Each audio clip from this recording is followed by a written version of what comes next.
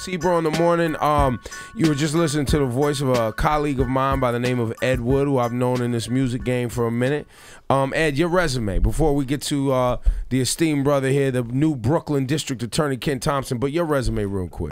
Basically, you know, I've been in the game for about 20 years. I started representing all the bad boy producers. Yeah. I've represented everybody from Kelly Price to Allen Iverson on his music deal, worked for Tommy Mottola, you know, managed Cassie, Ryan. I've done a lot. You were part of 40 Bars coming out? I actually did the first, I did the first Jay-Z album, actually, Reasonable Doubt album. Woo! So, I mean, I've been around a long time, and then I made the transition to start doing actually reality TV and Stevie J to Jocelyn, and then also I'm working on the movie Wesley Snipes right now. So I've been around the game, and also Black Entertainment, Sports and Lawyers Association. I was the chairman of the organization for about 5 years and on the board for 15. And now he reached out to me via email. Ken Thompson is here, the Brooklyn District Attorney, who's done some incredible things in the 18 months that he's been in office. Came by this program when you were running for office. Right. And we had that opportunity. Yeah, no, we had the honor to speak to you. I mean, listen, the Brooklyn District Attorney that you replaced had been there for too long. Is an understatement. 23 years. Yeah, and there were things happening it was a good old boy network, and it was a mess over there. So we're proud to have you there. And you've also made some, and before we get to what you're trying to accomplish here for this Father's Day weekend, it should be noted there are people that were wrongfully accused and incarcerated for extended periods of time that you've been successful in turning around and freeing them from jail. Right. How many people? I've heard of two specifically. I think one guy I forget the name. He did like 35 years wrongfully accused and recently just got out. Since I became DA, I have moved to vacate the convictions of 13 men who were wrongfully convicted of murder and other offenses in Brooklyn. Many of them spent over 20 years in prison. And so I believe that that is wrong. And so as the prosecutor, the top prosecutor in Brooklyn, I intend to do something about it. I inherited a mess in Brooklyn, over 100 murder cases that had to be reviewed.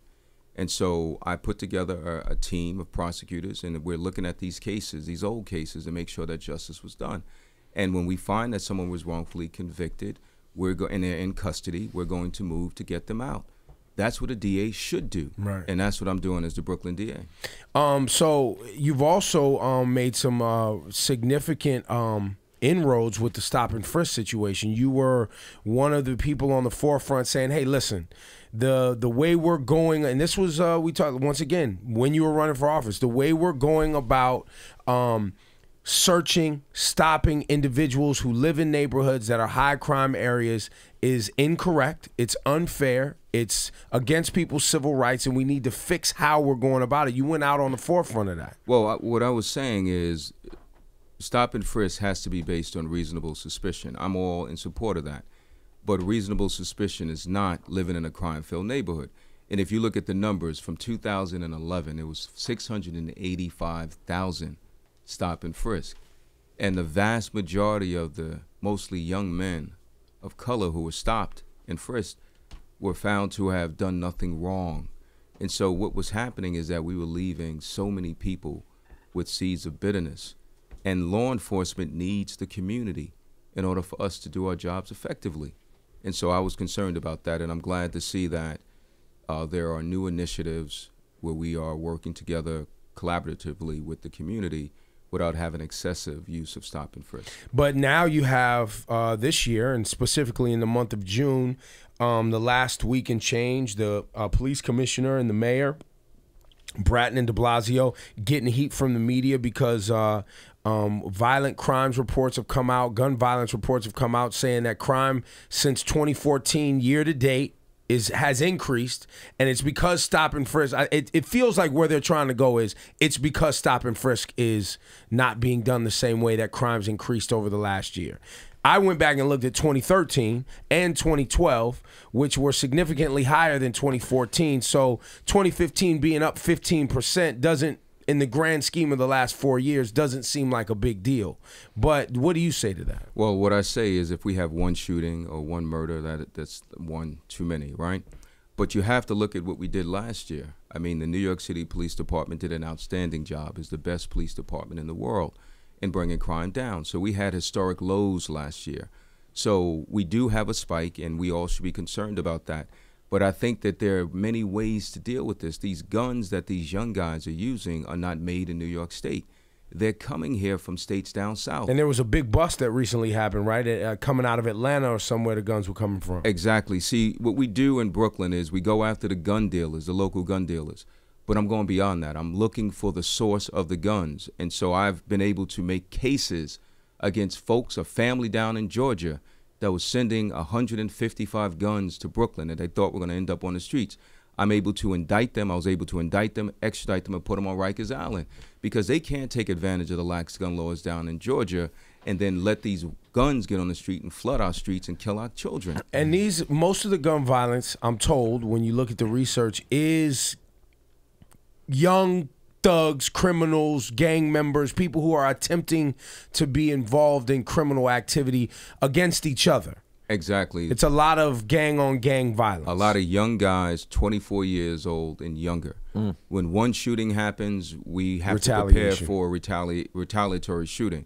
It's crazy what's going on, but it's not just confined to Brooklyn. It's all over the country. And so there's not one answer for the gun violence. It's multiple approaches, and that's what I'm doing as the Brooklyn DA.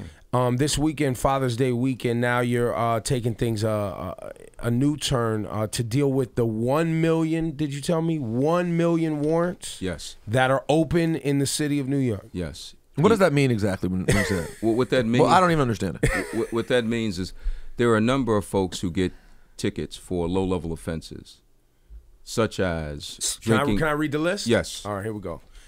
You can get a ticket for spitting.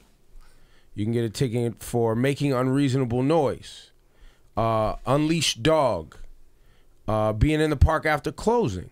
Transit fare, jumping turnstile. Littering. Riding a bicycle on the sidewalk. Unlawful possession of marijuana. Consumption of alcohol in public. Just to name a few. Of the I get half of these when I take Bear to the park at 8 o'clock at night and just let him run free. But they don't mess with you though. Yeah, no, of course not. But that could happen. And so folks who got summonses by the police for those offenses, when they don't go to court, bench warrants are issued for their arrest. And so what that means is people who were walking their dog without a leash or riding a bike on the sidewalk, the next time they're stopped or their car is pulled over and their name is run by the police, they're going to be put in handcuffs and brought to central booking. And some of them are going to spend the night in jail. I want to do something about that. And so this Father's Day weekend, we're going to all meet at a church in Brooklyn called Emmanuel Baptist on Lafayette Avenue. 279 Lafayette Avenue at the corner of St. James Place. Yes. Oh, St. James. Let me interject because I think what needs to happen is people have to understand the risk that they're putting themselves in. I mean, you could actually forget, and we all have been that happened to us about a ticket or something that would happen. But walk through a different scenario. You jump a turnstile 4 years prior, you forget about it. You've moved on with your life. You're stopped by the police, and they tell you they're going to arrest you. You resist arrest because you don't remember, didn't know about it, what whatever. Are you talking about? Now you're putting yourself at risk. You end up with additional charge of resisting arrest. They lock you up. You spend jail and time over the night, whatever. You end up in a situation while incarcerated during that period of time, ends up in an additional assault. All this can potentially happen over potentially just jumping a turnstile and forgetting about it. And that even goes to urine. People look at it from a standpoint of, well, you shouldn't have been urinating outside. What about the guy who's on has high blood pressure medicine, has to go to the bathroom, and the officer is not, lenient to the fact that good luck trying to find a bathroom in Midtown in one of these restaurants. They won't let you go inside. Use the bathroom. Exactly. So what we're going to do is I'm going to have judges there, lawyers from the Legal Aid Society, and some of my prosecutors. And so we're going to convert this church into a house of justice. And legal aid, and this is important for your listeners to know, legal aid, they're going to do the vetting. So if someone shows up who has a warrant for something that's more serious, legal aid is going to talk to them and tell them what they should do. And then legal aid is going to tell the folks who should continue on to go through what I'm setting up at the church. In other words, if you have gotten a warrant for some reason, or you did something over the past few years that you may have not taken care of and you could have a warrant, you go down to the Emmanuel Baptist Church, Lafayette and St. James this weekend on Friday and Saturday. Yes. And you can, if it's a low-level crime, you could get it taken care of potentially that weekend. Exactly, and walk out of that church not having to worry about that warrant. And some of these summonses were issued many years ago. And so people move on. We all make mistakes. And so should we end up in handcuffs because of that? Not to mention, you're also getting these things off the book. It's clearing up space. You're Yes. you're just Well, the paperwork on 1 million warrants and the people who have to deal with that in the office, right? I'm sure that's a considerable waste of time. But this is as Ed alluded to, this is a benefit for law enforcement as well. Because when they stop someone who has a warrant, suppose if that person does not want to go back in, it is going to pose a danger to the officer and to the person. And so as the DA, I've decided that this Begin Again initiative is important to Brooklyn and really important to the city. And so I'm going to start at this Father's Day weekend, and we're paying for it with our own funds. And so we'll be able to take this initiative all throughout Brooklyn. I can take it to a mosque, I can take it to schools, I can take it to Coney Island, Bushwick, Bed-Stuy, but we need folks to know they have to come forward, and we'll meet them halfway. Now, how do I do research and find out if I have a warrant before I come over here to this church? Because we're talking about people who forgot. So if the idea is that I forgot, how am I going to know that I need to go to this church? Well, what they can do is they can contact the Legal Aid Society. There's a website that they could go on that can give them information. There are a number of defender services where they can check. What my point is, if you know you got a ticket before and you're not sure that you ever dealt with it, if you did not go to court or you didn't pay the fine, there is likely a bench warrant issued for your arrest.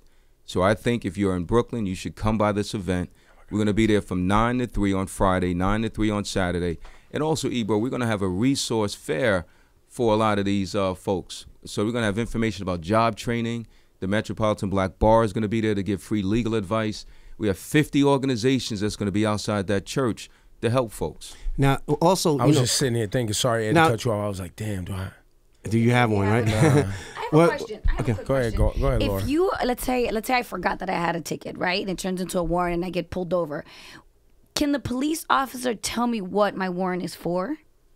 Does he have that information, and am I allowed to know and ask? The officer may not know. It may just show that you have a bench warrant issued for your arrest. The thing is, the officer is not going to have any discretion. So it's not like, officer, I'm on my way home. Let me take care of it tomorrow. Right. They will have to arrest you and bring you in. And if they don't, for whatever reason, if they don't know instantly what you do, just like you were saying, that means the officer has to handle you with the assumption that this could be serious. That it's something serious, and you need to be taken care of. And for someone who was riding a bike on the sidewalk or walking a dog without a Baldwin, leash, how dare you? Me too sometimes. They get arrested and brought in. They're going to be in central booking with more serious offenders. Laura, you ride your bike on the sidewalk? I have. The seafoam green bike that got stolen? Yeah. I think one of the things we need to utilize is the resources of everyone who uses social media, because I looked at the numbers yesterday. It's 22 million people tweeting about the game last night.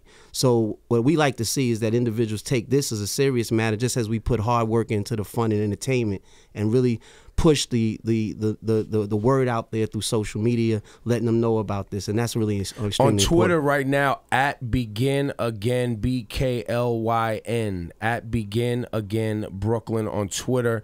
The location 279 Lafayette Ave. That's the corner of St. James Place. Emmanuel Baptist Church. They'll be there all day Friday and Saturday from 9 a.m. to 3 p.m. And it's, helping you clean up your warrants. I like this. You can also go to brooklynda.org. Ken Thompson, you're doing a phenomenal job, sir. Anything we didn't touch on here that y'all wanted to cover? Let me just give a number, which is 718-250-3888. They can call, get information on this Begin Again initiative, and hopefully they'll tell their family, their friends, and come out so we could all work together to clean up these warrants. And Ken, I think you need to reiterate the fact that you don't necessarily have to be from Brooklyn. It is for people in Brooklyn, but we're not going to turn folks away, Ebro. That's important. So folks who show up, we intend to deal with their situation. It's in the Brooklyn DA initiative, but we're not going to turn folks away. If someone shows up from Harlem, you're not going to send them home. Exactly. It's a very cool initiative. I mean, this is something logical. This is the kind of stuff you want to see our officials do. Things that make sense, that help the city and help the people. It's pretty cool. Well, I want to thank you for giving me an opportunity. No, listen, it's great. I'm thinking through things that, obviously we talked about gun violence, and there's a lot of things happening politically, but I just want to commend you. for the work that you're doing over there in Brooklyn. It feels good to have somebody who's attempting to challenge the status quo. I think New York City can fall into kind of like the same people in the same offices doing the same things year after year while the people are looking for change. And I think you brought some change to Brooklyn, so we appreciate that. Ebro, thank you so much for having me. Thank you, guys. Much appreciated. Ken Thompson, Ed Wood. Yeah, absolutely. Who knew? Listen, man. Yeah, it's good to see you, bro. I appreciate the same He's a thing. nice short gentleman. Yeah, got me in a He's midget not that seat. short. He got a small chair. Yeah, exactly. Thanks a lot, guys. All right.